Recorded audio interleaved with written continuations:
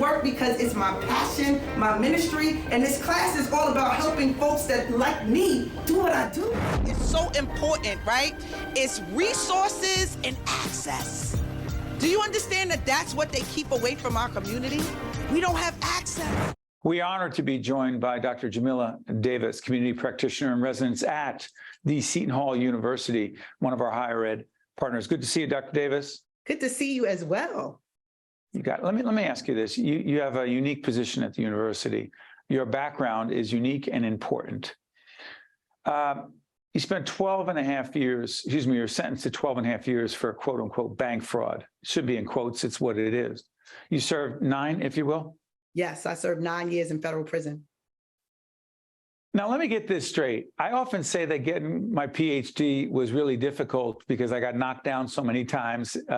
You got your master's, your bachelor's, your bachelor's, your master's, your doctorate while in prison.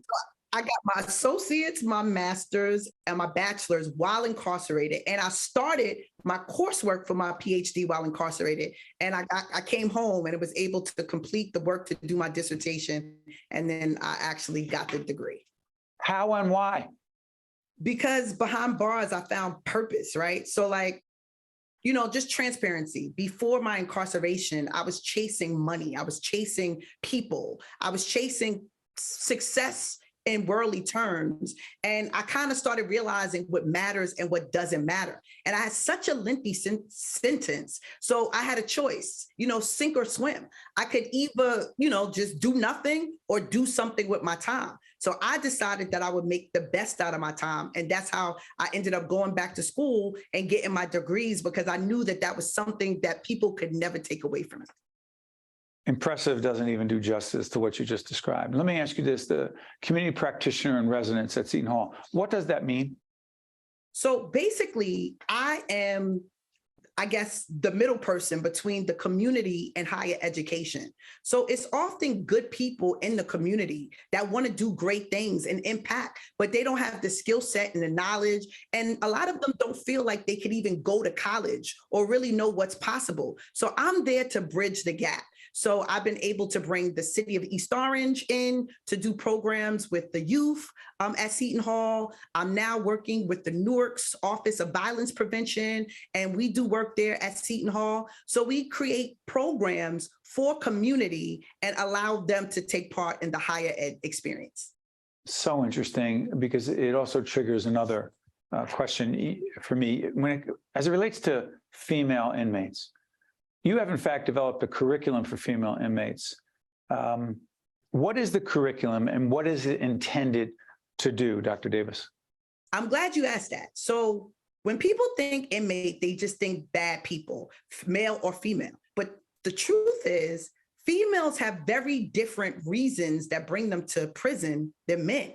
Oftentimes, many of us are subjects of abuse, and the data shows this. So we have issues such as low self-esteem and trauma and different things that cause us to offend, right? So when you put us in prison and you put us in a place with other people who just have the same issues as we have, that only causes us to become even more intense than crime, and we don't get to heal. So I created my curriculum, which is the Voices of Consequences Enrichment Series, to help incarcerated women heal, recognize their potential, and recapture their dreams. Give us the name again, Dr. Davis.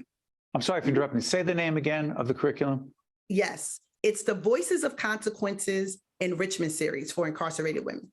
I interrupted you. Go ahead, finish your point. And the impact it's intended to have, because you're talking about what you've called the pipeline, the trauma to prison pipeline, if I'm not mistaken, correct? Yes, you're well researched here. So the trauma to prison pipeline is often the reason why women, go to prison. They receive some type of trauma and they think they become hopeless and they let themselves go. And when they let themselves go, they put themselves at risk of doing things that they shouldn't really do. And I am a product of the trauma to prison pipeline. So I know this myself, and I had to heal. So that journey of incarceration for me was really digging and soul searching and figuring out what was the issues that allowed me to put myself at such risk. And I wanted to not only heal myself, I said, let me document this journey, what I'm doing. And I utilized my blueprint to help other women follow what I took part in that helped me in my healing process.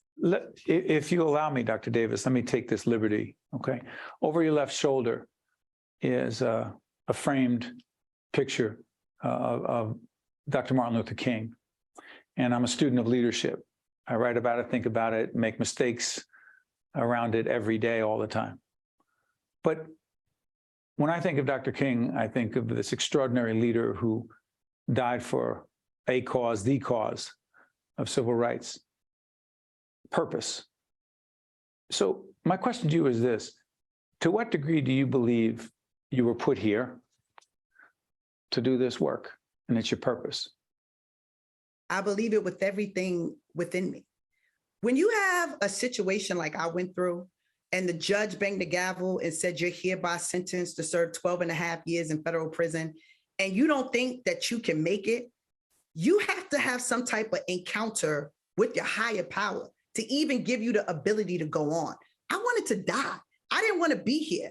But it was when I discovered my purpose and understood that my pain was for a reason that was going to bring me into a brighter place and to help others out, it kind of gave my life meaning.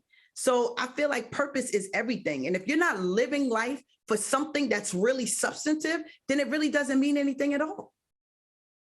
You know, for some of us, and I told you that I teach a master class at Seton Hall in leadership, I'm sure there were some young students who's like, who's this old guy coming in and teaching leadership? I may not be a credible messenger, but you've been identified as a highly credible messenger for obvious reasons. Well, maybe not so obvious to some. What does that mean to you, that you're such a credible messenger, particularly to young people of color, and yes, all young people, but disproportionately young people of color, because you understand, you've lived it, and it's you necessary. are where you are. Go ahead, I'm sorry. So when you talk about transforming communities, someone with the knowledge has to go back and get the others, right? And it has to be somebody that they trust. It has to be somebody that they believe in. And unfortunately now, you know, with the hype of street life and those things, people think those people are the credible people. So I just happen to have both sides of it. You know, my story, my background, having served so much time in the feds, I have street credibility, but I use it for good.